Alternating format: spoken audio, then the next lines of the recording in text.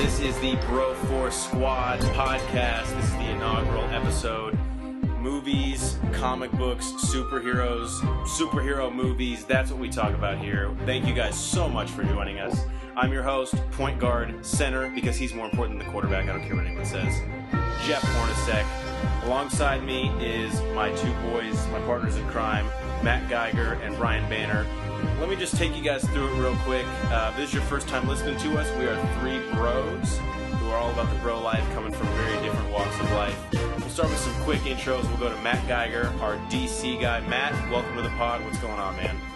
What's up, guys? Matt Geiger. No AKA or nickname needed. Now, I am the DC guy, but I treat DC like my redheaded stepchild. If they do something good on the field, I will commend them.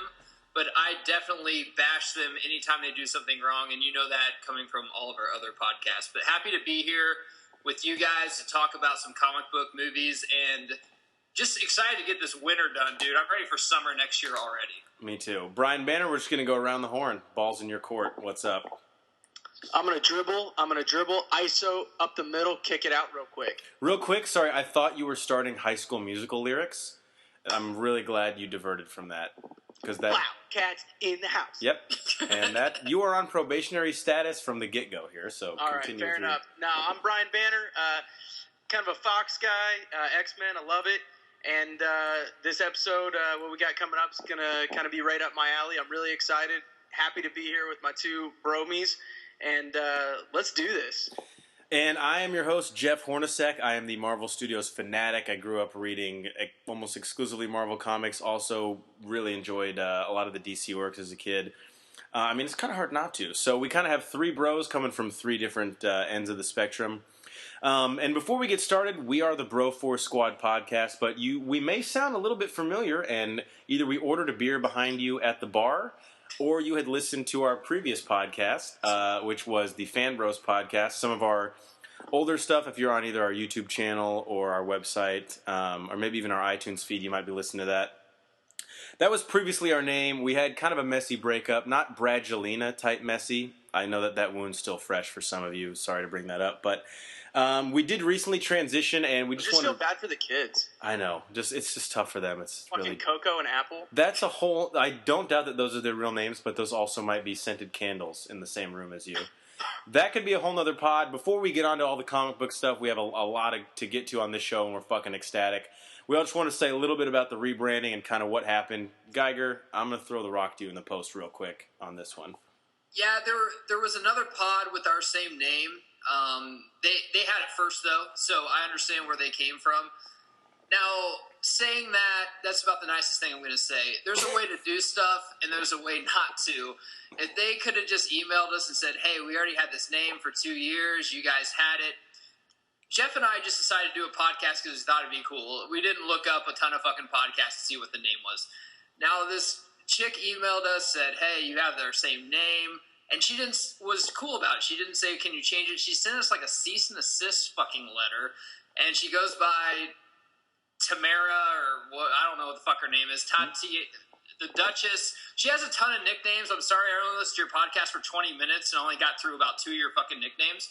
But I really felt like I was having war syndrome where I was going back in the past. I love my wife. I've been with her for 3 years. But Jeff, you can attest to this. I dated a lot of crazy chicks. After about her emailing us about 3 or 4 times, I was like, just chill. We're going to change our name. We did everything. We took everything off in 12 hours. Just calm down. And what was weird is the timing. It was right after our Civil War podcast that got a couple thousand hits that they decided that the little boys were maybe too big for them and we needed to change our name. Now, I agree with her that her name and our name being the same doesn't help anyone. We don't want someone to come for comic book movie talk and going to them and someone going for political talk and them coming to us. And definitely after listening to their podcast for 10 minutes, I do not want to be affiliated with them at all because they're terrible. And just the last thing, your wrestling podcast is really weak, man. Coming from someone that, whenever I told you guys we can't talk about wrestling because I'm the only one that knows about it, after listening to the wrestling podcast, we can definitely talk about wrestling. Give me some fucking questions and I will answer them. All right. Force Squad. The squad's on the pod. I'm ready to move on. Squad is on the pod. I'm going to kennel the pit bull for now. Brian Banner, real quick, get something in right before we get to the actual fun stuff and the comic book movie news. I'm just excited for our fans that have been listening to us for the past 30 days. That's it, guys. Fucking 30 days. If you've been listening to us, we appreciate you. And obviously with all the kind of turmoil that's come about, I'm excited for you guys because obviously we've got some good stuff. If we've got people that aren't excited about what we're doing, you should be, because we've made it to the big leagues now. No more AAA for us. Yeah, not like Tim Tebow. We're in the big leagues. Again, this is the Bro Force Squad pod. We are pumped to have you guys with us. We're just going to dive right in it, guys. Basically, what we're going to do, it's comic books, it's movies, it's superheroes, it's all that good shit that the bros that are not afraid to admit that they love it will admit that they love it. So we break the show down into 3 segments. The first one is what is always most important to bros, and that is chest day. Leg day is always optional. If you skip it 8 weeks in a row, I mean, who are you really cheating out of it? God, those machines. If you're that big, what do you have to run from, Jeff? That's what Exactly. Those machines are rickety, and I don't trust them anyway. I've seen Final Destination. I wouldn't get on one of those leg presses. So we're starting off. You're probably a fan, bro, if you do leg day. Yeah, Sorry, exactly. I'm done now. Okay. So chest day, guys, as was announced this week, Wolverine 3, which is the working title, has wrapped filming. This is the last film Hugh Jackman is doing as Wolverine in his run as the iconic character. So this kind of is the end of an era. Obviously, his role as the character has gone since 2000. By the time this movie comes out, it'll have been almost 18 years that he's played the role. So this is kind of his end as the iconic character Wolverine. And I thought this would be a really awesome time to, number one, pay our tributes. I love how we're acting like he's dead, even though he's really just not playing this role anymore. To pay our tributes to Hugh Jackman, what he meant as the character. But more importantly, and Banner, I know you're the fucking Fox guy. You really want to get into this. What have the X-Men movies done right? What have they done wrong? And then what the hell are they going to do now that their golden goose is no longer Wolverine? Brian, this is your baby right here. This is like your son winning the perfect attendance award, like a nerd. So I'm just going to let you start off. What are your thoughts on Wolverine kind of ending his role with Hugh Jackman at the front of it? And what does Fox do now, man? I mean, this is really the gauntlet's being passed. It's the end of an era for sure. Hugh Jackman, when he was first cast that in the late 90s, early 2000s, the first X-Men came out in 2000, so he was obviously cast probably 98, 99-ish. Which is crazy. I'm old as balls, and I couldn't even drive when he was cast as Wolverine. Yeah, I was still in elementary school when he was cast as Wolverine, which is crazy. And a lot of people weren't real excited. They're like, he doesn't have it. He doesn't look big enough. He was too tall. He was too tall. That was the biggest thing, was that he was too tall. And now we're 16 years later, and he is – nobody else can imagine. I literally tried for hours last night, tried to recast him, and I couldn't think of anybody better. He is Wolverine to us right now, and it's a sad time, and it's going to be rough the next 10 to 15 years, because we're not going to get another Wolverine for 10 to 15 years, just because if we do, it's just not going to work. As far as what Fox has done good, the first trilogy was really good. I loved X-Men. X2 was actually my favorite. It was a fantastic movie, having the X-Men and the Brotherhood team up to fight a common goal and a common enemy was just a fantastic storyline. X3 wasn't my favorite, but it still wasn't bad. And then moving forward, I just kind of pretend that X-Men Origins didn't happen, because there was so much wrong with that. We can't even talk about what was right with it. So let me real quick before we, I want to kind of have an in-depth discussion here, because this shit is serious. Like, Hugh Jackman not playing Wolverine is a big fucking deal. Like, don't file your taxes, because this should take precedence. Obviously, he has meant so much to the role, and Fox, and we'll talk about this, I think, in the next, when Geiger and I jump in too, but Fox has plans going forward. Like, the X-Men, regardless of what you think of their last 2 or 3 movies, have made a lot of money. So what do you think they should do with the Wolverine character? I mean, you can't just act like, oh, hey, guys, Wolverine is like a thing, but he's in the other room. He's just not here right now. You can't really recast him, even in the continuity they've done, because he's a character that is ageless. What does Fox do? Do they write him out of their stories? Do they go with New Mutants? Do they focus on Deadpool? I'm really. What do you think they should do? I think they got to focus on Deadpool. I mean, they made a shit ton of money on no budget with Deadpool. They took superhero movies to a place where nobody thought they would. They made it rated R, and I think they need to keep that just dark and R-rated feel that DC and Marvel can't really go because of the tone that they've set. DC may be able to go there, but Fox already can't. Because they've gone there. Guy, you're shaking your head when you're saying no, DC can't go there. And I know you're the DC guy. Well, DC can go rated R, but they can't go rated R and make it funny. They could go rated R and make it really fucking dark and have some brutally kill scenes, but they don't have a character like Deadpool. No one does. I think it would make sense at all. Yeah, I think that if they, moving forward, they kind of make Deadpool and Ryan Reynolds kind of Fox's Iron Man. You've got an actor this is resurrecting his career.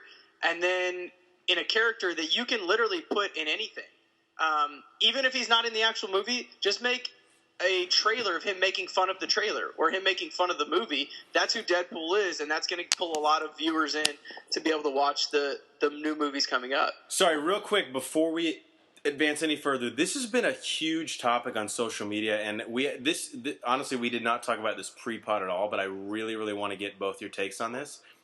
There are a lot of people out there who say, just because of how much he fucking loves the character and what it's meant to him, do you guys actually think that Hugh Jackman is done as Wolverine? Or do you think there's a chance that he might come back, even if it's smaller roles in the movies, maybe not as the headliner? Geiger, we'll go with you first. I think he'd come back, but what is Fox going to do with him? Now, Hugh Jackman has been game to play ball, dude. I mean... More so than anybody in a comic book movie ever. He'll do Wolverine. He won't even read the fucking script. But case in point, he showed up in Apocalypse. So thank you. Yeah, and he was in First Class as well. Yeah, best line ever. Talk about him leaving. I compare it to Tim Duncan leaving the NBA. Everyone remembers Kobe and everything. No one remembers Duncan. He was just an awesome player, a Hall of Fame player, arguably the best power forward ever in the NBA. That's what Jackman is. No one's going to remember him until he's gone because we took him for granted for so long because he was part of so many just kind of B-, C+ movies. And it is really sad because if they had a direction with him going about X2 to X3, if they had a direction with him, he'd be in the same conversation as Robert Downey Jr. Period. He would be. He just would. Let me say this, and Geiger, I know this is going to make you upset. I think a lot of where the X-Men franchise in terms of continuity and not planning at all ahead for future movies went astray, we can all agree was in X3 when they basically said, hey, you know what's like a good idea for this franchise? Let's fucking kill everyone, but the people we don't kill, let's have them lose their powers. Now, the reason that happened in X3 was, and Geiger, this is going to make you even more livid, Bryan Singer, who directed the first two X-Men, Superman Returns. I was gonna say he got another movie project that he was like, you know what, I can't do X-Men 3: The Last Stand, so he goes to direct Superman Returns, which is also a steaming pile of shit. And then he comes back. It's like you go on vacation and the place you go is like fucking Havana, Cuba. It's run down, and then you come back to your house and it's been fucking destroyed. And you're like, well, as a DC fan, how he did the first two X-Men is beyond me. I have no clue. Now he had better actors in that. Not to knock on Spacey or anything. He's a great actor, but Brandon Routh is a huge piece of shit. You can ask him. He lives across the way from me. Him and Joel Schumacher have an apartment right below you, right? I thought they were roommates. Did they finally break up? No, actually, Chris O'Donnell and them got a 3-bed. They're actually kind of across the... Well, one of them's sleeping on the pull-out couch, let's be honest. They can't afford a 3-bedroom. Jesus. Well, actually, after the Batman and Robin commentary we did, they apparently got a huge royalty check. Because a lot of people Which, by the way, check that out and follow us on Twitter at Broforce Squad. Yeah. We're going to repost all our shit. We just got to rename it. But yeah, the point I was making is that Bryan Singer left after X2, which is a great movie. I think it's a great movie. And then after that, the continuity really went askew. After X-Men 3: The Last Stand, Fox basically killed everyone. I think had plans to end the franchise, and then realized this is really profitable. Fans really want more of this. They did First Class, which was, I guess we could say, sort of. Well, they did Origins after that, which that's true. Was not a good idea. I don't like it either at all. There's nothing. The only cool part is when he's on the bike and destroys that helicopter. Other than that, not a whole lot going for it, and they acknowledge that in the fact that in the other movies, when he has flashbacks, like in Days of Future Past, he has flashbacks of X2, not to Origins. Yeah, I think the main issue with X-Men Origins was Fox had good intentions going in. I mean, in theory, making an origin story about Logan and Wolverine, one of the richest characters, especially like derivative of his comic history, is a good idea. But the problem was, at the same time, they tried to make an origin story, essentially a prequel, while laying all these seeds for foundation for future movies that they knew they could not connect, like the Scott Summers scene. They did. They tried to. They actually had slated they were going to do a Cyclops origin story as well, but it was super weird. And obviously, they said they couldn't do that. I think they totally fucked up Gambit as well, which really upset a lot of fans as well. It sucks because I love Taylor Kitsch. I think he's a great actor, but his role in it was really bad. Now, going kind of off on a little tangent, it's so hard to talk about X-Men, and people that are listening to us for the first time, they're all over the place. Yeah, because we're talking about fucking Fox here, and they're all over the fucking place. Yeah, try and keep a narrative. We're talking about the same studio that made 3 Fantastic Four movies. Yeah. 2.5 of which should not have been made. I want What's to have that? Wait. my own. What's the half that should have been made? Honestly, the first half of Josh Trank's Fantastic Four? Yes. Okay. The first half of the 2015 one was good. I agree with that. that. And then they had 1 year later, and I'm like, what the fuck? Oh, yeah, I forgot it's Fox. It makes sense again. Yeah, so if you're at home listening saying, yeah, they're scatterbrained, try and cohesively put together the narrative through line that Fox has strung out. Especially when you're 6 beers in of 6 Point like we are. Jeff, I would like to kind of answer your question, though, on – I already answered on, Wolverine, but what has Fox done right? Now, in preparation for this, it took me a week, which wasn't enough time, but I watched every single X-Men movie. And I actually have season 1 and 2 of the animated series, which is fucking fantastic. It's an incredible show. Yes. Fantastic. Now, what they did right, X1 they did right, X2 they did right. I even feel X3 they did right. They didn't do right because they thought they were going to extend it, but if they were going to end it right there, I thought they did it right. Was the movie the best? No, but of the Batman trilogy, I would argue that the Dark Knight Rises is probably the worst one of all 3. So it's hard. Return of the Jedi wasn't as good as Empire. It's hard to make the third one better than the second one. X2, I think, was the best. I like the ending of X1 better. But me watching all the films, and actually when I watched Origins was when we were going through this naming rights thing, talk about the devil walking in your house and throwing a gun in front of you and a knife and picking out, hey, which one do you want to kill yourself? I was listening to the Fan Bros podcast and watching X-Men Origins. I'm like, God, both of these suck. I should probably just go kill myself. Like, what is life at this point? Yes, yeah, exactly. Now, talking about where Fox goes from here. You struck gold with Deadpool. Yes, you did. Making a Deadpool 2, they can do, but I think they should reboot X-Men right now, but I think that it should be a TV series because X-Men isn't the same as any other comic book. When Batman is just Batman v. Deathstroke, Batman v. Joker, Iron Man versus Mandarin. X-Men is a huge... Or fake Mandarin. Yeah, they're a huge pool of superheroes. And then Magneto is over there with his huge pool of superheroes. I think a TV series would benefit them greatly. I think you would get a lot more character development. I would wait till maybe season 2 or 3 to even bring in Wolverine. He could be, Sorry, can I interject? Striker, but... Can I interject real quick? I love your idea. When you say TV show, are you thinking like an HBO, maybe like a Game of Thrones type show, or do you want more like... It's got to be Game of Thrones. That's what I was hoping. It's got to be maybe like on an FX, since Fox still owns them. Throw them on an FX. Would be fine. They did a Sons of Anarchy fan. Throw them on FX, man. It could be dark. It could be crazy. You could throw them on FX 9 o'clock on Tuesday nights when Suns was on. Do that. I agree. X-Men needs a lot more character development. Yes, they did a fantastic job in the movies of getting a lot of character development very fast. But a TV show is a fantastic idea to get that character development. You can start to talk about, because X-Men, it's all about mutants versus non-mutants, Homo sapiens versus Homo superiors. And you can start to get the Morlocks in there. You can start to talk about the Mutant Registration Act. There's a lot of real deep meat that you can talk about there that you just can't get into in the movies. Well, we talked about this in a previous pod. Does anyone have a better relationship than Bruce and Alfred? As a DC fan, I would say, I don't know if they beat them, but a close one would be Magneto and Xavier. Their relationship is so cool. There's no dynamic like Charles and Eric, where There's people... no dynamic. They're friends. Now they're not. They're on two different sides, but they're still kind of on the same side. They have such a Xavier mutual... would never kill Magneto, but Magneto would kill Xavier if given the chance. If he had to. With this plot. Yes. And another thing, bringing this full circle back to what Fox did right, both casting of Magneto and Xavier in the older cast and the newer cast, they could not have done it better. Absolutely, I agree with that. If I put a gun to your head right now and said you have to pick which cast is better, McAvoy and Fassbender or Stewart and McKellen, and you have to choose, what do you take? You're going to shoot me in the head. Don't make me do that. A gun is honestly into my head because I had to listen to Slam Bros and watch Origins this week, so I'm not scared of you. I welcome death. Yeah.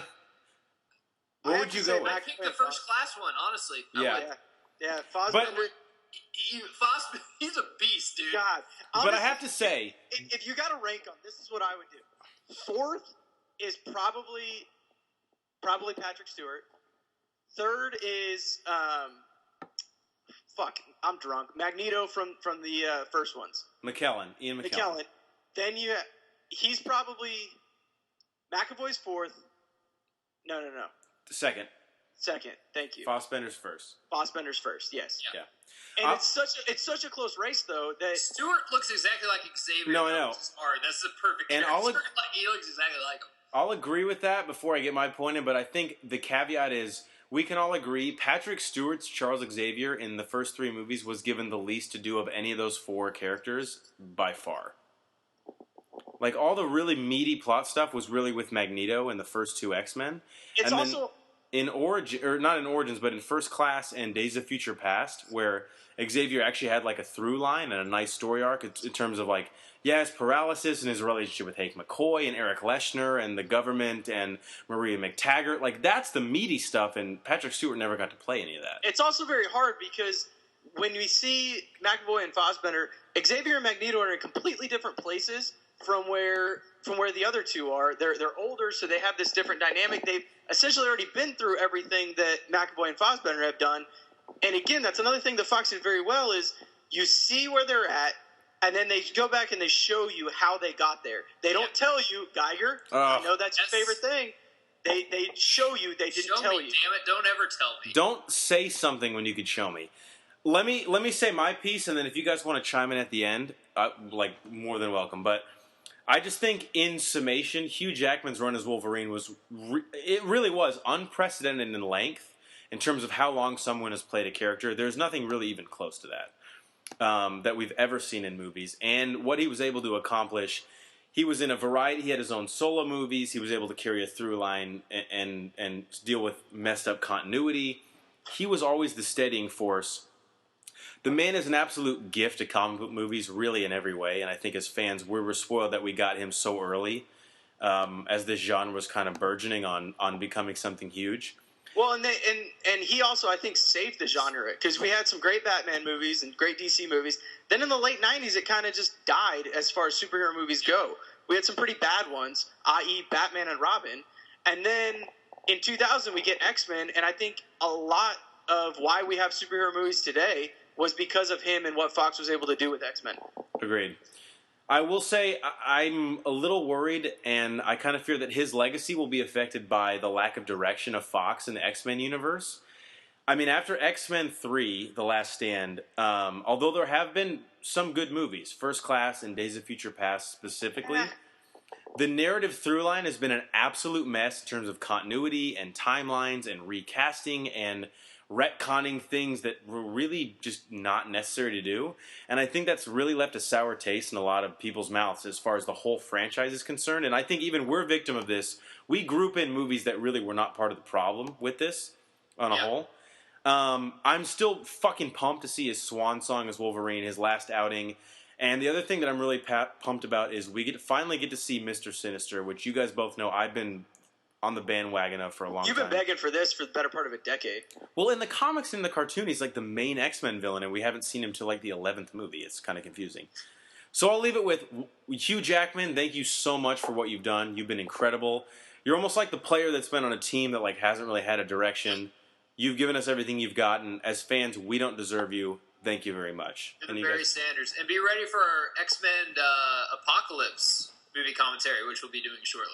Yeah, keep your eye on the at Broforce Squad on Twitter, because you never know what we're going to pull out of our pockets.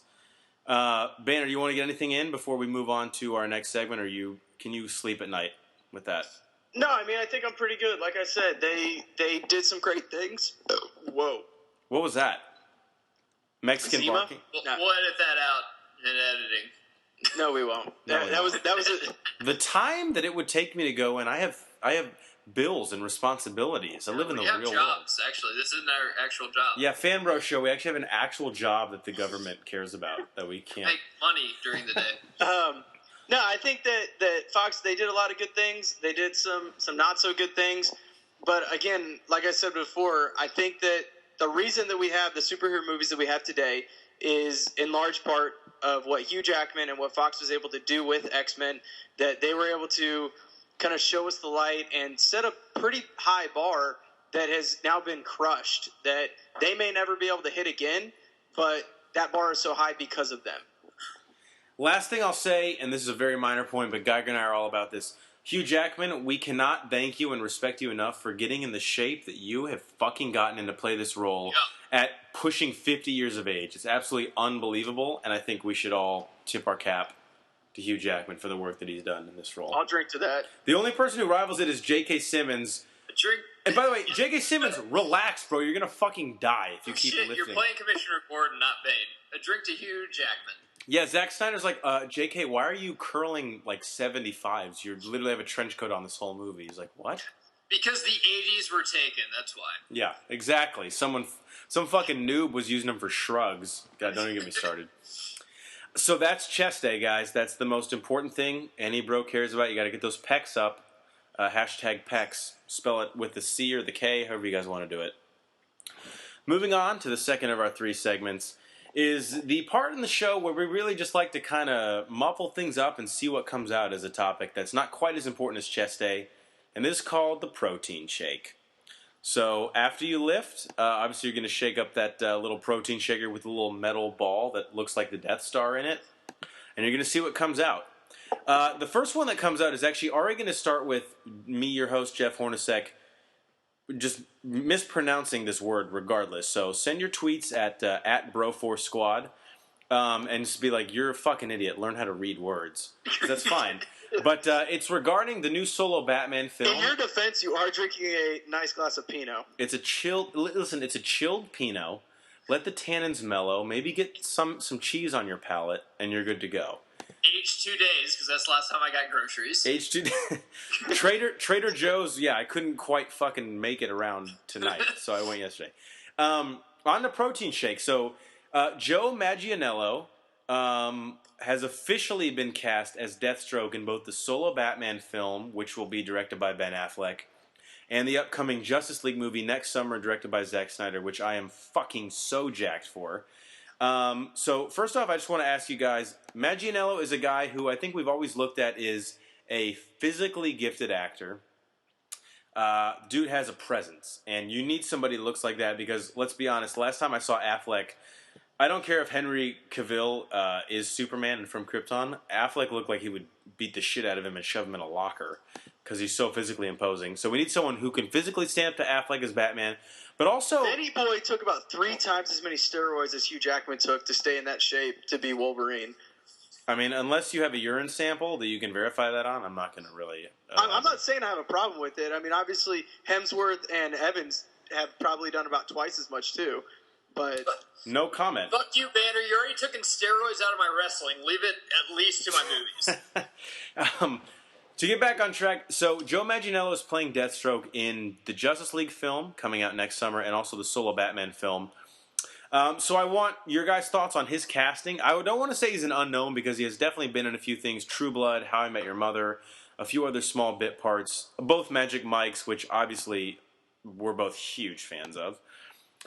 So what do you think the potential is as far as him as Deathstroke? And then the potential story in the solo Batman film, which we can get to as a second part, which is rumored to largely take place in Arkham Asylum.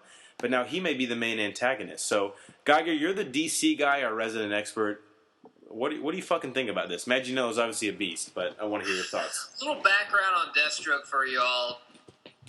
Whenever he first came in the comics, known as the Terminator, Slade Wilson is his alias, kind of Bruce Wayne-ish. In the comics, he fights Batman a lot. They're kind of equal adversaries just because they're both human. Deathstroke, depending on what comic you read, he could be kind of a war veteran that kicked ass in the war. He could be trained by the League of Shadows. It doesn't, there's a lot of comic book arc to him. Now, in the comics, he has fought Batman, he has fought Superman, and he's actually fought Wolverine, which ties it in. And in the 80s, they did a DC Marvel mashup whenever Wolverine fought Deathstroke, which is actually a pretty fucking cool comic if you ever want to get your hands on that. It's probably a couple bucks at your local comic shop. Yeah, it was fantastic. Yeah. It was interesting, although I think the more interesting part, and I'll get this right back to you, I promise, is to hear how the two publishers really feuded over who would win what war. It was honestly like the shit we would talk about. That's why this will never work in a movie. Sorry to get your hopes up. There'll never be Never. Fucking Warner Brothers Marvel's matchup. Don't even fucking joke about it. Don't tease yourself. It makes no sense at all. But him playing Deathstroke, I like it. I think it's very well casted. I've seen him in a couple things. He was Flash Thompson in the original Spider-Man, if I'm not mistaken. Oh, yeah, he was. Yeah. Yeah, that was a while back. He's Sofia Vergara's husband. He's already in fantastic shape. Casting Deathstroke is probably my third favorite person in the whole DC universe. Red Hood being 1, Joker being 2, and Deathstroke being 3. I love his comic book arc. Him fitting in the Batman solo film. In Arkham Asylum, they're not going to kill him. I'm going to tell you that right now because I think they're going to set up Teen Titans, which is also a huge part in the comic book arc of. Now, real quick, I don't want to cut you off, but so Cyborg is obviously a big part of the Teen Titans. Yeah. With him in the DCEU, do you think he'll be the guy he'll be in Justice League, he'll be in the Flash movie, and then he'll almost start the Teen Titans, or do you think they'll just write him out completely? I really want to comment on the Teen Titans, but you can't have the Teen Titans unless you know what Robin you're going after. Tim Drake is the one that's most commonly in it, and I hate him. Tim Drake is in it, but I think you're hinting at Jason Todd, and we didn't see a Robin in Batman v Superman, so Jason Todd's dead. We think there might be a Nightwing floating out there somewhere, but Nightwing has nothing to do with Teen Titans, so I'm not really sure where they're going with it. Now, I'll have to hand it to Snyder since he's taken over Man of Steel. They've stayed very true to the comics. That's why I'm so confused on where they're going with Deathstroke, because I'm pretty sure they're setting up Teen Titans with him, just basically how they're bringing him in. Now, the Batman solo film, which I think is going to be really good. Now, this is the reason that I'm kind of upset with him being in it, is because he's my third favorite, but Red Hood's my first. And you've been setting up Red Hood since BVS and with Suicide Squad, saying that he's dead. He needs to be in the Lazarus Pit brought back. The only thing I'm scared of is that Benny Boy can't do this forever. I think that he will do 2 Batman films at the most, so maybe the second one will get Red Hood. I love that it's going to possibly take place in Arkham. I love that idea. I just don't know how Deathstroke fits in it. That's the only thing that I'm pissed off, and I've said this before, Warner Brothers, you make me the douchebag I hate, is the person that hates fucking everything. I love Deathstroke, but I have no idea your vision on this. Where are you going with this? You've been teasing Red Hood, teasing Jason Todd since BVS, and even in Suicide Squad when you said Harley Quinn killed Robin. I just don't know where you're fucking going with this. I'm interested to watch it, but after seeing where you guys have gone with everything else, and you fucked up probably 70% of the stuff you've done, I'm very skeptical.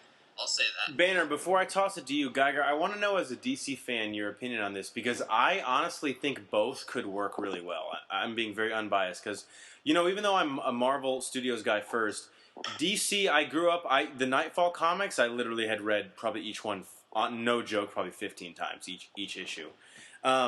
Would you rather your studio, because there's 2 schools of thought here, do what Marvel does where they plan everything, 10 years in advance, or do it like DC where they're much more flexible, where they can sort of change, they can lay a lot of seeds in terms of the stories, but they can also change things depending on what works, and what doesn't, and what characters people respond to. Which would you rather have? And this isn't a Marvel DC question. This is just as now that the expanded universe is a thing in movies, which would you rather have, and what do you think is smarter to do in terms of storytelling? I would like DC to have all the calls. I've been on record many of times that Warner Brothers has fucked up many of good movies. I think in Suicide Squad there was some good movie where you'll see when we repost everything, our episode 1 was about Suicide Squad, which I was thoroughly disappointed after everything they did. BVS, I liked the first time, and then once I watched the Ultimate Edition, it was even better. Warner Brothers doesn't know what they're doing with DC. It's been. Yeah, I'll kind of comment on that because coming from somebody that really didn't like Batman vs Superman when it first came out, but after watching the Ultimate Edition, I actually really enjoyed it. It's crazy how much I'll be honest, and so I'm sorry to cut you off, but it was the Ultimate Edition is too long for them to release as a movie, but it works a lot better. Yes. It works 1,000 times better. Right back to you. I'm going to say this. Fantastic Four, the new one, was a terrible fucking movie. There's been some other movies that Marvel made that are terrible movies. Now, Suicide Squad was a bad movie.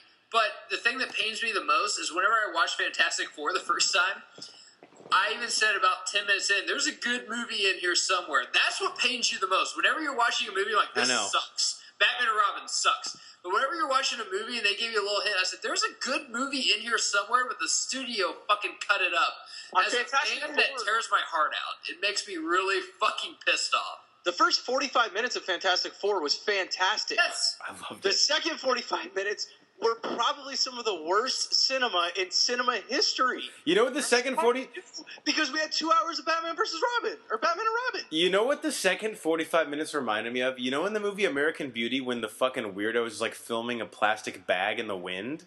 Yeah. I was like, I was sitting in the theater like, I'd rather fucking watch that plastic bag movie that weird-ass kid made. Banner... I blame trailers the most because Oh, yeah. have a trailer and then people are like, it's too poppy or it's too dark or it's too this. And then they all shove around, well, we got to make it this, or we got to have jokes, or we got to have someone die. It's not, dude, just do a movie. You're not going to make everyone happy. You're not. Just like if you do a really poppy Marvel movie like Ant-Man, I'm not going to like it. But is it a good movie? Absolutely, because it stays true to the comics. If you do Suicide Squad, do not fucking throw in a bunch of Motley Crue Bon Jovi music and try to make it poppy, dude. It's Suicide Squad. It should be the darkest movie you've ever done as a Warner Brothers project as affiliation with DC. I hear you. Hey, Banner, we're dragging a little bit, but I know you're a big Manganiello fan, so I want to get your thoughts real quick before we leave. What do you think of him as Deathstroke? And then is there anything specifically you'd like to see either him to do in Justice League or maybe even in the solo Batman movie, which I know we still don't know much about, so a lot of it's speculation, but just kind of wanted to get, like, where's your head at with both of those? I'm really excited about him being cast as him. Obviously, physically, I think he's got it. I think he can really sell that part. He's a fantastic actor. I haven't watched a whole lot of True Blood. Vampires really isn't my thing, but Nerd. the little I've seen of it, he was very good. How I Met Your Mother, he shows a completely different side where he can be funny as well. He's hilarious. Which I don't think that they'll bring into Justice League or Batman, but it's just an element to him as a character or him as an actor, which is really cool that they were able to get somebody that can literally do whatever they need him to do. And really, this is kind of his big shot. I know True Blood was huge, but this is kind of his big shot after True Blood. Kind of like George Clooney, he had ER, which is a big deal, but then he now has all these other things. And I think this is kind of his jumping off point. I agree. I love Manganiello, and I really can see him excelling in this role. I think physically he can do everything that you need Deathstroke to do. And like I said earlier, he will be an equal to the physical presence that Affleck is as Batman. I mean, Affleck... Which I think is huge. He's massive. Benny Boy got big for this. Geiger and I used to... A lot of great fight scenes between the two. Yeah, sure. Geiger and I used to joke, like, oh, what do you think Affleck's like eating Doritos now, getting ready for the Batman role? But, like, no joke, he showed up on set in by far the best shape of his life. Have to tip my cap to him. When they first cast him as Batman, I was actually a little disappointed. I was like, man, what are they doing? Yeah. And then when he showed up, I was like, oh, shit. Geiger knows this. I hate Henry Cavill, and Ben Affleck totally showed him up. Even if I liked Cavill, I think Ben Affleck showed him up. Geiger knows this. I will admit when I was wrong, I doubted Heath Ledger as the Joker at first. I could not admit more times and in more forums that I was as wrong as I could ever be about anything in my entire life about that. Same thing about Affleck. I won't say I was as wrong because his performance wasn't as good as Ledger, but I fucking loved him as Batman. Yeah, I doubted Affleck too. I even said I was going to boycott the film, and then I flew to New York to see it with you on the I did the exact opposite of that. So you know my word means absolutely nothing on this thing, but yeah, he was awesome. I bought our tickets like 3 weeks in advance of the date. I called you. I was like, "So you're gonna buy tickets? I'll fly out if you want to." Yeah. So the last thing I'll say is kind of about the solo Batman movie. I'm not sure where they're going with it. I know the solo Batman film is rumored to take place heavily in Arkham Asylum. I love this idea. The Arkham Asylum video game, the original one, is Fantastic. it's fucking incredible. It makes so much sense for a movie. Everything takes place in one night. You can show all of his villains. It's a very consolidated narrative. And if Deathstroke does something like lures Batman into Arkham, it's almost like a reverse type plot of the movie The Raid, the very popular Japanese action movie. I'm 100% in. Love Manganiello. I'm pumped for this. We're going to real quick shake up the protein shake again because we've got a lot of reps in today. I think we just need to get like those gains, you know? So we're going to move over to Marvel for a little bit. We're going to go to the TV side and the Netflix side specifically. Luke Cage comes out on Netflix next week. I believe the 30th of September is when it goes live, meaning that I'll have everything finished and watched by the 30th of September. So I want to ask you guys, I know we're all really big fans of what Marvel's done on Netflix. It's very visceral. It's very character-driven. The directors have done an excellent job. Daredevil is obviously incredible, seasons 1 and 2. I like Jessica Jones, but it's very unlike anything else Marvel. It's almost too morose for me, but they're both very character-driven. I want to ask you guys, because the trailers have been awesome, what do you think about Mike Coulter as Luke Cage? Number one, if you have a bad thing to say about him, let's end the pod and let's talk outside. Number two, what do you want to see in the show? And the main thing, how do you want it to advance the Defenders, which is the team of all the Netflix characters? And what can it maybe do for you for the MCU and the movies? Because these are all kind of coming to a head in Infinity War. Banner, I'm going to toss the ball to you first, because I know you're obviously we're all big Marvel guys, but you like Luke Cage specifically a lot too. Yeah, Luke Cage is he's just a super intriguing guy. We kind of touched on this on our Civil War commentary. He doesn't really care about what's going on in the world. He just cares about what's going on in his neighborhood and down his street, which is just a totally different dynamic than what we see everywhere else, which is where the Netflix series is so intriguing. You get that drastic difference from the movies, where the movies are worried about what's going on in the world, and then you have the Netflix side, which are they're worried about what's going on locally on a local level. And I think Luke Cage kind of really embodies that more than anybody else. I mean, I think Daredevil does too, Jessica Jones to an extent, but Luke Cage is the epitome of I don't care what's going on. I'm here for me and my people. So I think that it's going to be fantastic. The line that he has in the trailer, or he doesn't have, he's talking to the Misty Knight, right? Yes. You know exactly where I'm going with this. Where she says, I know you're bulletproof, but Harlem isn't.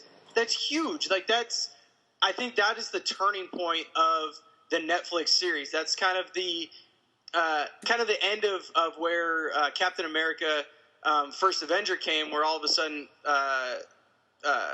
Samuel L. Jackson walks in and says, hey, we've got this thing. It's the Tesseract. It's the culmination point. We're getting to that point in the Netflix series where we're going to get the Defenders, and they're going to be defending the New York. They're defending the little guy, the mom and pop shop on the corner, which is going to be awesome. And then if they can tie that into Infinity Wars in any shape or form, even if it's just one fight scene, it's going to be incredible, and I'm super excited for it.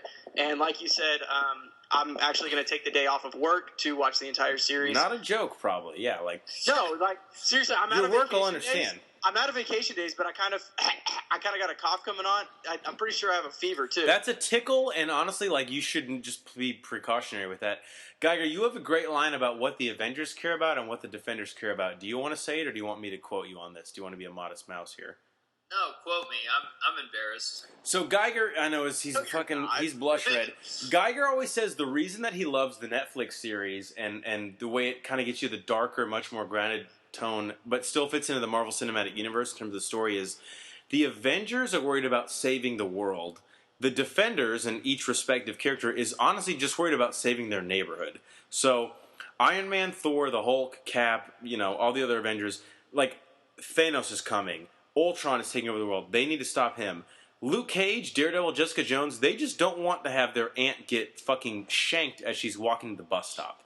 Now, on that, Geiger, what do you want to see from the Luke Cage show? I know you're as jacked up as I am, and what are your thoughts on just like what it's going to give us? Okay, let me play a little side thing here before I get totally jacked up. Mike Coulter, perfect casting for Luke Cage. Why don't you lift a weight, Mike? Oh wait, you lifted all the weights? Congratulations, okay, sorry. Marvel. And you know what? Fuck you, Marvel. For real, I used to say Marvel's movies are good, but they can't go dark. And then Jeff made me watch season 1 of Daredevil. I'm like, God damn it. They can fucking do it all. And it was so fucking good. Oh my god. God. What they're doing isn't fancy, dude. They just don't fuck up. Brothers, all you gotta do, you have the characters, you have the better villains. Just don't fuck up. And that's what Marvel does. And then they go to fucking Netflix. I used to love Guardians of the Galaxy. I still do. I used to say that was the best thing they've ever done. But after I've seen Daredevil season 1 and 2, Punisher, man, bro. I don't know. It's a very good toss up on what they're doing. And after seeing the Luke Cage trailer, Jessica Jones, I didn't care for. I saw what they're going for. I think there is a audience for it. I just watched the episodes that Luke Cage was in because I'm a big Luke Cage fan. It's a good show, and it's a good show, and it honestly has one of the best bad guys ever in Kilgrave. Agreed. As far as the MCU goes, and the one thing that the MCU doesn't have is great villains. Kilgrave is a great villain. Yeah. And I think that is because there is a TV show and they had time to develop him, whereas the MCU hasn't really had the time to develop any other real true bad guys. And let me say this before anyone even starts to think that we don't like Jessica Jones because she's a woman. Not true at all. Captain Marvel, I'm super excited about. I love Black Widow in the MCU. I hope we see Spider-Gwen at some point. And Kristen Witter was incredible as Jessica Jones. The only problem with me was the subject matter. It's naturally dark. Jessica Jones' character comes off of a very traumatic experience in her life and what she's dealing with as the next superhero. It was just the subject matter was a little too heavy for me in terms of the MCU. It fit. It was a great narrative. I watched the whole thing. It was great acting. It was necessary. It was necessary. But I'm with Geiger. You can watch a few episodes and see, and he respects it. This is a good show, but it's just not exactly what I want to watch right now. It was well respected, a great show. It just didn't speak to me. Now, that's what I'm talking about. You can't make a movie that speaks to everyone, man. We live in a new age, Well, and again, coming from somebody, I love Jessica Jones. Daredevil season 1, I watched in about, I think there's 13 hours of it. It took me about 15 hours to get through. Season 2, same thing. I think it took me about 13 hours to get through 12 and a half hours of content. Jessica Jones took me a couple weeks to get through. It's just a little bit. You can't binge it, man. It's too heavy. It's too heavy. It is. You can't. Honestly, Jessica Jones, you can't sit down and watch. It's like someone's like, "Hey, episodes in a row. Hey, beer bong this Guinness." You're like, "What?" No. Yeah, I mean, it's a perfect analogy. I will say this, and Marvel fans, listen up, because I bash you guys kind of hard on Civil War. The Dark Knight is the greatest thing ever fucking done. Daredevil season 1 is right with it. I'll say that. It is right fucking with it. And if you give me a 30-pack and make me watch both on a fucking weird day, I don't know. I might pick Daredevil season 1. It is perfect. Now, Daredevil season 2 is awesome. I love the Punisher and everything. But the story they told and how they didn't go to it too quick and wait till the last episode, I fucking loved it. I love a good origin story. It was perfect. Slow burn. You gotta slow cook that shit, Banner. He doesn't want a pig in the middle. I know. It's if you pull a brisket out of the smoker too soon, it's fucking rubbery and hard and it tastes like dog shit. But if you leave it in there too long, it's gonna melt in your mouth. But Luke Cage, I'm very excited about. It'll be perfect because everything fucking Marvel does is perfect. So it's boring. Why don't you do something that's shitty and makes critics question it? Why don't you do that? I mean, they have when the Cloak and Dagger show comes out on ABC Family in a year and a half. Then once you get a 32% on your biggest movie of the summer on Rotten Tomatoes, maybe I'll pay attention to you, Marvel. But but it's too boring for me. It doesn't matter if it still makes $1.5 billion. Yeah. Maybe we'll get that with Damage Control. That got canceled. Really? I know. I was pumped for it. It would have been actually I was really really funny. excited about it. So, Geiger, real quick, and this is totally unscripted before we get to our last segment. So, Damage Control is a comic about... So, you know how, like, shit in the Marvel Universe, like, buildings get destroyed and, like, cities get toppled? And you know people are like, what the fuck? Like, who has to clean this up? Damage Control is this really funny comic that Marvel thought of in 2010. It's about the guys that actually have to fucking clean this up. And ABC... Like, they rebuild, like, New York after the Avengers destroy it. And it's literally every other week. Yeah, and so ABC was gonna do it was gonna be like Modern Family, like a comedy show about damage control. Is gonna be tied into the Marvel universe. It was just a quick, like, 30-minute show, right? Yeah, that'd be funny. But it was gonna be it was gonna be like The Office, like first person camera, like the dudes that have to fucking clean up after like Ultron destroys Sokovia. Like, hey, we're here in Sokovia. Like, what's up? So it's like the other guys with Will Ferrell, like Samuel Jackson and The Rock, or the Avengers. The other guys are just doing the paper pushing after they destroy the city. But ABC, someone has 8 grams of marijuana on them. ABC greenlit it for a pilot, and then before they actually got to shooting, was like, actually, you know what? This won't work as a show. It was only a 15 issue run as a comic. I think even Marvel was like, this is really funny, but like it's not funny after like 10 issues. Like no one fucking wants to read about the people cleaning up after the fight. I think it would have been really funny for like a 16 episode season, just one season. That's it. You know, that's all you're doing. Yeah, I think it would have been perfect. it could have been pretty funny. You have to get the right cast though. Like people have to be able to sell that to you. Yeah, that's true. That's true. Awesome guys, that was our protein shake. We got some really good reps in on chest day, and I really think Geiger. Yes. Do you even lift, bro? Do you even lift? Only on Monday, Wednesday, Friday, and a couple Saturdays. Okay, so you're basically saying everything. But Banner, thank you for that segue. That ties us into our last segment, probably our favorite segment. This is where we get to interact with our fans. It's the Q&A. It is, do you even lift, bro? So the Bro Force Squad here, this is where we interact with our peeps, know what I'm saying? Tweet at us, at Bro Force Squad. Email us, broforcesquad@gmail.com. Honestly, any question you want. If you need to know how to install an artesian well in your backyard to get fresh water, tweet at us. If anyone has a problem with that name, speak now or forever hold your peace. Don't wait until we do a fucking Rogue One thing and get more hits than you on a weekend to make us change your name. If you have a problem with it right now, fucking tweet at us. Because we're not kidding, we have a patent lawyer in Ronnie Cycli on staff, and also got to give a big shout out to our social media director, Alex English. Sorry, Alex, we meant to mention you earlier in the show. You're a fucking boy. You're the engine that keeps this shit running. Thank you for what you do. Stay safe, Alex. Stay safe, bro, wherever you are, and keep sending me texts of the nice dinner you're cooking, which he's done twice tonight. So the Do You Even Lift, Bro is the Twitter section where any questions you guys want to ask us about superheroes, movies. Honestly, if you have a financial question, we'll answer it incorrectly if you want to send it to us. This is where we interact with you. So we have a couple quick questions here. The first one is from the Twitter handle Girls Are Gross, which obviously agree. And he asks, what is a comedy movie that hasn't yet had a sequel, but you think might actually have potential for a sequel that isn't a total train wreck? And Girls Are Gross, this is a great question because if anyone has been to a comedy sequel in like the last, what is it, like fucking 5 years, they are all, I would say dog shit, but I don't want to insult dog shit, basically is where I'm coming from. Would anyone disagree with that point? No, absolutely.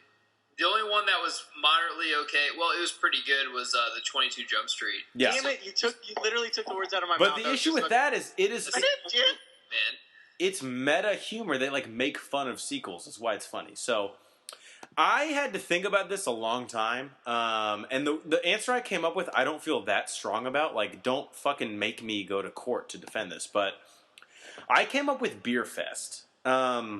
Yes. So here's the thing with Beer Fest. A few things. Number one, Broken Lizard made the movie. They did Super Troopers, Club Dread, maybe like one or two other movies. But the main issue is... Yeah, Club Dread was not great. Super Troopers is obviously incredible. They're making the sequel right now. Like, I think literally as we speak. But I say it's filming, isn't it? Yeah, it is. The reason I think Beer Fest has potential is a few different things. So number one, the reason comedy sequels always suck is they fall victim to the trope of just beating a dead horse. Like, oh, this was funny. 10 years ago. Let's just do it over and over and over. And you're like, okay, we saw that. It worked and it was funny, but it's not good now. The actual like concept of Beer Fest and why you went to go see the movie was the Beer Fest. And that was, if you actually like look at the movie, it's really only a small part of it. It's like maybe 20% of the film. So I think it'd be cool to almost see a whole other movie with the U.S.-German narrative played out. It could be fucking hilarious doing the whole Beer Fest. That could work. What do you guys think? Geiger, let's go to you first. This is so hard to do because so many comedy sequels I actually wanted to see. Halfway through, I said, take this off the fucking screen. It's terrible. So I'm going with my favorite comedy of all time, Ferris Bueller's Day Off. Oh, great fucking movie, dude. How are you going to go with the sequel? I'm super intrigued. Listen to this. Okay, so Vacation came out and it was fucking terrible. I didn't like it. And the first Vacation, I love Christmas Vacation, but the first Vacation is probably one of my all-time cult favorites, along with Caddyshack. You know what's a sleeper? Vegas Vacation. Vegas Vacation. Vegas Vacation's good. Christmas Vacation, you gotta watch. Christmas Vacation is the best. Yeah, European Vacation, everybody wishes they didn't make it. Yeah. So, Ferris Bueller's Day Off, I want Matthew Broderick to come back as Ferris Bueller, but I want him to be older, and I want his son to be Zac Efron, who's just a little fucking shit. And then we can just kind of reenact that. Basically, that's what I kind of want to do. I had to think really hard on this, and I'm glad you guys kind of enjoyed it because I thought it was kind of weak, and I don't know if it'd make a good sequel, but that is my favorite comedy movie of all time. I showed it to my wife when we were dating for 2 weeks, and she loved it. And that's when you knew. I just always have a soft spot in my heart for Ferris Bueller's Day Off.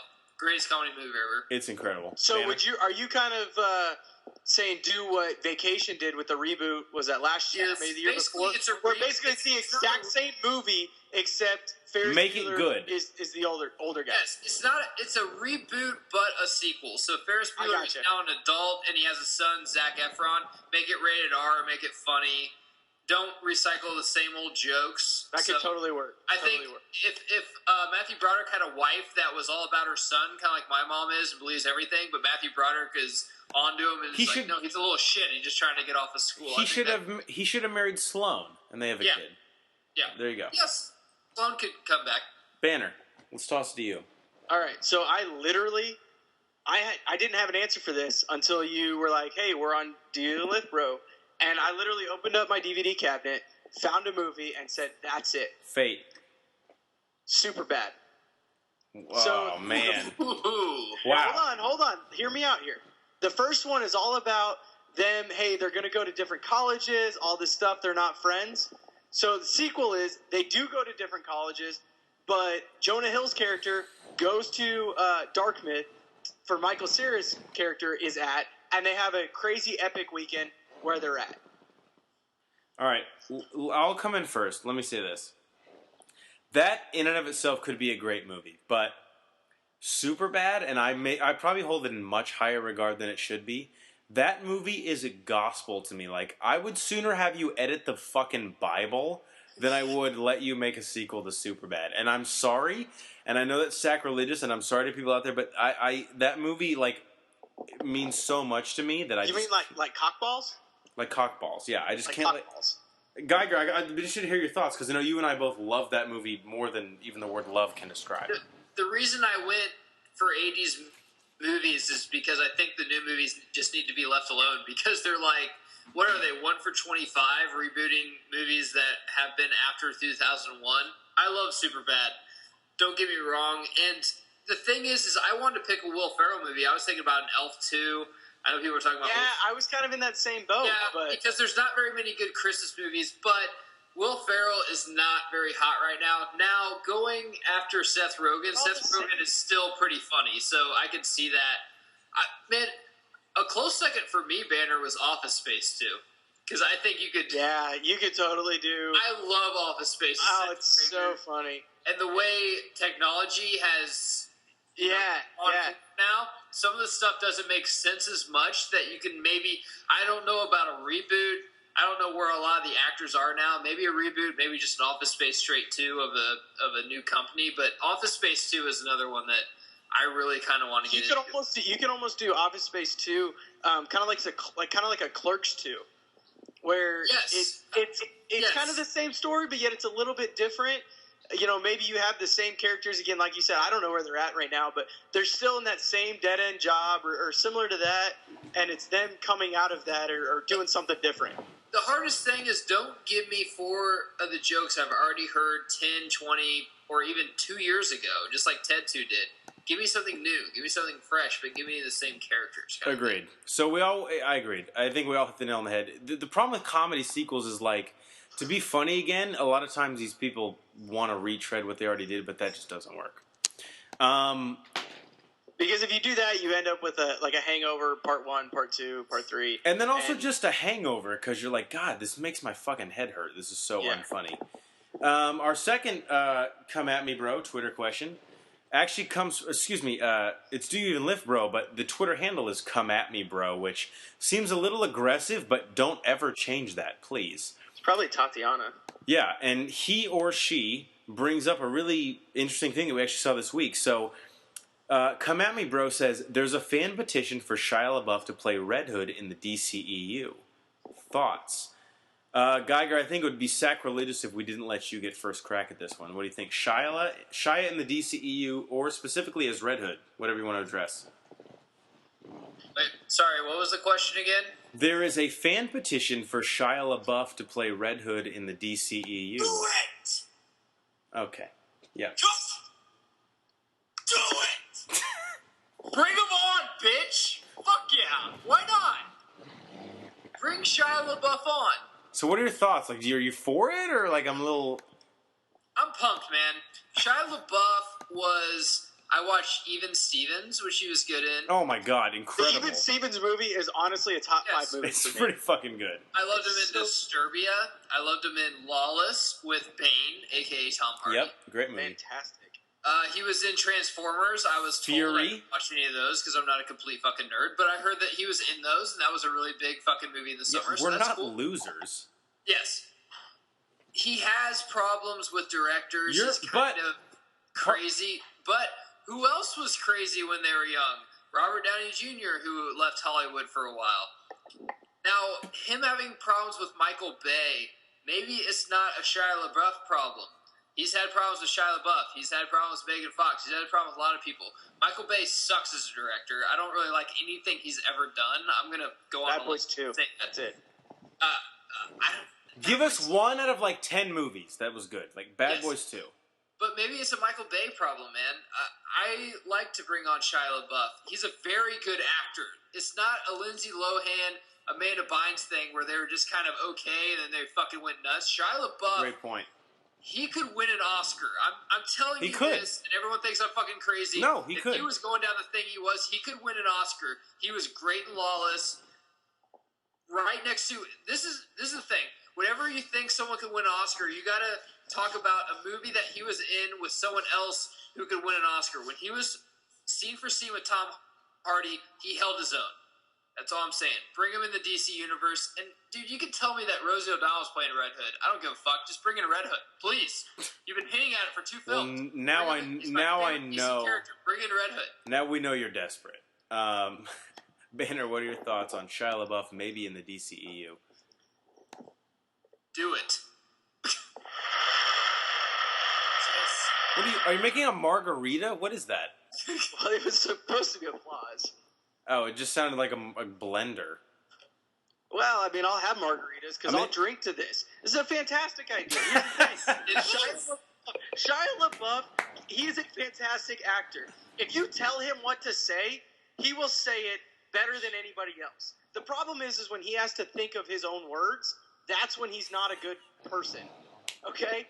But if you tell him what to say, he's going to do great. I think it's a fantastic idea, fantastic cast.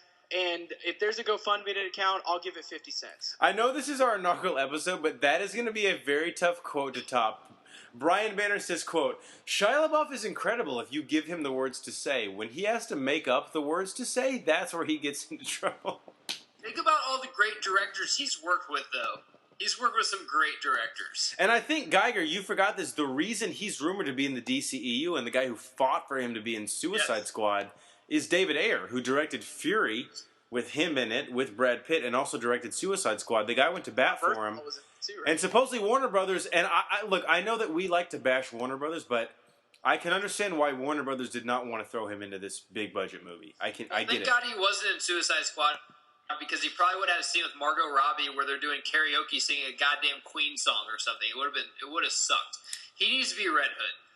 And he's in shape, and I think he could get in shape. He's the age demographic of Jason Todd compared to Ben Affleck. So perfect that you said that, because what I wanted to say, and then we'll move on to the next Twitter question. I love Shia LaBeouf. I think he's an awesome actor. He's done, whether it's Legend of Bagger Vance, Disturbia, obviously Fury, he was incredible. I mean, the dude has mad talent. It's just the problem is he's insane. And if you think that he's going to sign a multi-picture deal to be part of the studio scheme, that's just not going to happen. But I think his borderline schizophrenia actually plays into him being Jason Todd pretty well, because that's who Red Hood is. Honestly, look, I don't have to deal with him behind the scenes, so I don't know what it's like, but I want more Shia LaBeouf because I grew up with him with Even Stevens. I think he'd be awesome in the DCEU, and I would love to see him as Jason Todd. But he's not dealing with a douchebag Michael Bay actor or director, Affleck is going to direct this film. I think Affleck could get him in line and get some good shit out of him. If there's any way that we can get Beans in there as a supporting actor too, I think that would be a definite positive. What's Ren doing now? By the way, I don't want to have the Broforce squad throw people off on a tangent, but there's a conspiracy that Beans is Hillary Clinton. And if you look at the photos, they're not that dissimilar. It's very compelling. That's all I'm saying. We don't go into politics on this show, but if we were going to go there, this is where we would go. We don't go into politics. We don't have 38 nicknames, and also in. What about Twitty being Nightwing? Was that his friend's name? Alan Okay. Twitty? On that note, we're going to move on to our last Twitter question from probably the best Twitter handle that has ever tweeted at us. It is Queef Latina. Makes sense. Yep, makes total sense. Who asked us? I didn't know Latina had an H at the end. I don't know. Well, I mean, spell better, Banner. Well, it's Spanish, so you have to look through all the ampersands. Silent. I got you. There's also a J in there. I got you. Yeah, Banner, you're the fucking scientist here. Like, if we can't depend on you for these types of things, we're there's a D on the I think I can help with this whole situation. Anyway, Queef Latina asks, so eloquently, do you think George Lucas intended for Vader to be the face of the Star Wars franchise? Or do you think things just got out of control? And out of control in a good way. And this is actually in reference, Geiger, you did a podcast a little while back under the name Fan Bros Dark, which you guys will be able to listen to soon. We're the at Broforce Squad podcast. Check us out on YouTube, Twitter. Our Gmail is broforcesquad@gmail.com. But a lot of people think that the Vader really just became popular after A New Hope, and that kind of paralleled into the rest of the original trilogy and beyond. Banner, I'd love to get your thoughts. I know we're all big Star Wars fans, but for not lack of putting too much pressure on you, you're kind of the resident expert here. What are your thoughts on this? I think... By the way, sorry, real quick, I noticed that very smooth exhale. Did you just take a sip of an ice cold Zima? I did. It was delicious. Which I'm actually... Do we have a sponsor this week? We don't. Wow. Geiger, what do you think about that? We didn't have a sponsor because our sponsors were weird about the whole name change thing, and I think the Duchess contacted our sponsors too because she contacted fucking everyone else. So I'll get back on it. I'll get back on it. All right. Well, Zima's a refreshing drink is all that I'll say. Continue. I'm sorry. All right. I don't think Lucas had any idea what he was doing when he was doing it. I think he was so focused on telling this story of Luke Skywalker that he had no idea who was going to be the face. He didn't really care either. I think he just wanted to get his story out there and keep everything moving forward. I don't think he had any intentions of, honestly, his main character in Luke Skywalker being kind of the third wheel in all of this. Vader obviously is the face of the franchise. Han Solo has a very compelling argument and can challenge Vader for that to an extent. And Luke is just kind of hanging out like, hey guys, I'm still here. I'm going to taught you to pick up some power converters. I think Vader also really became more popular after the original trilogy came out, right before the prequels came out, because everybody's like, wow, this guy is a bad motherfucker. He's a bad fucking dude. And then when the prequels came out, we go, oh, hey, regardless of what our opinions are on that, which we went over in the Force Awakens commentary, check that out. We really figured out why he is the way that he is, and he's just a bad dude. And I think that resonates with a lot of people. He's kind of the guy that everybody wishes they could be, but yet they're not. Yep, I agree. Geiger, hot potato. What up? I wasn't alive in the late 70s, early 80s because my dad was still trying to figure out how to get my mom's pants, and then later that led to me. So true love, still a real thing. I didn't see these movies. Was it like Anakin and Padme? Better No, dialogue. it was much more well acted. It was much. But I didn't see these movies in theaters. But I don't think he had any idea of what he was creating. Now, I'll say this. Without Darth Vader, I don't think we'd have Jack Nicholson as the Joker. I don't think we'd have Heath Ledger. I don't think we'd have Magneto. It's cool to be bad, but it wasn't cool to be bad back then. I think he created the villain. I really do. There's a villain in every movie. It's a good versus bad thing. But he made actors think, God damn it, I want to be the villain because it's so cool to be bad. Totally now, what agree. do we do every time a comic book movie comes out? Who's playing the villain? What is the villain? Who's playing him? How well is he going to play him? I don't think he had any idea what he was creating. I think he was really stressed with the Luke Skywalker thing. But it's all about, and he's been quoted on saying this, the whole Star Wars thing is all about the Anakin Skywalker narrative. But he took it way over the top for sure with Darth Vader. You okay there, Geiger? No, I have the hiccups really bad. No, but Geiger, you make some great points. Like creating the villain, like that's fucking genius. I'll say this. Look, regardless of what you think about the prequels, I love George Lucas, but definitely not did he ever envision Darth Vader being the face of this big franchise. You can't have done that. There's even in Star Wars Created the Universe, the book, which I recommend everyone read.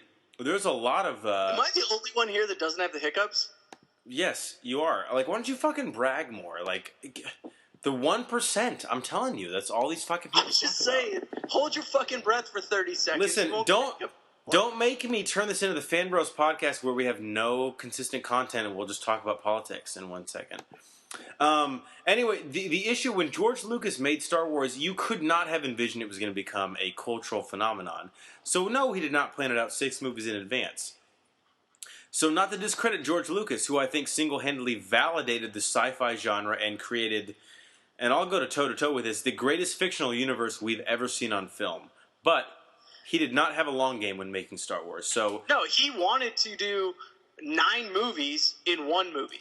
Right. So in his defense, what he was doing was so groundbreaking that you really could not have planned several movies ahead. It just did not make sense. And I don't think originally he planned on Luke being Vader's son either, like, which was obviously the big reveal in Empire. And then I don't even think when he was making Empire he knew Luke and Leia were twins, which is the reveal in Return of the Jedi. So no, I don't think he planned on any of this, but he's still also a fucking genius in my mind. Again, going back, I don't think that he was so focused on telling his story that after he sold Lucasfilms to Disney and Disney said, hey, we're going to make episode 7, he was pissed when they didn't use his storyline for the next movie. And that, again, goes to he doesn't give a shit who the face of the franchise is. He just wants to tell his story.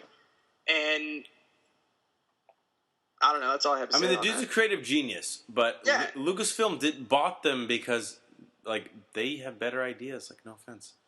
All right, guys, this has been the Bro Force Squad podcast. Before we sign off, any last thoughts? Anything lingering on anyone's chest? You need to get one more rep up.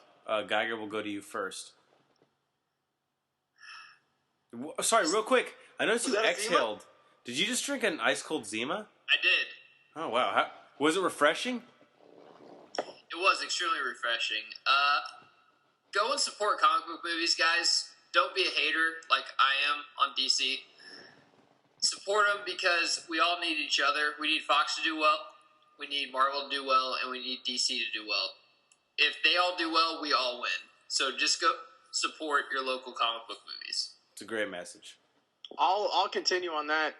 Go and support local comic books in general, because we don't get these movies if we don't have the books to reference off of them.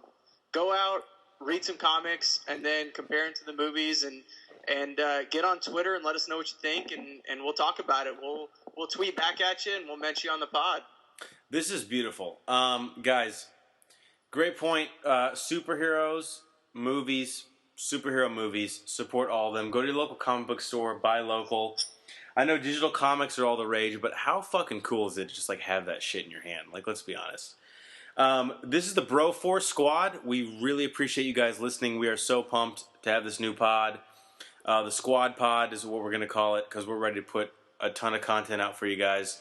Look for us. We're going to do movie reviews, movie commentaries to watch along on the movie with you. And every time there's any type of news, you know we're going to be here with you. Follow us on Twitter at BroForceSquad. Email us anything you want to know. BroForceSquad@gmail.com. Everything's spelled normal. Don't even worry about it. We're not trying to fucking have Merriam-Webster need to answer a phone call to email us. We have a couple other social platforms we're going to be hitting you guys up with soon, a Facebook page and a website. Again, we really appreciate the support. We are pumped you guys are listening to us, and we're the Bro Force Squad. We're ready to keep doing this. Let's rock and roll, guys. It's in September, and comic book movie season is never ending. Stick with us. Thank you guys so much. We'll talk to you next time.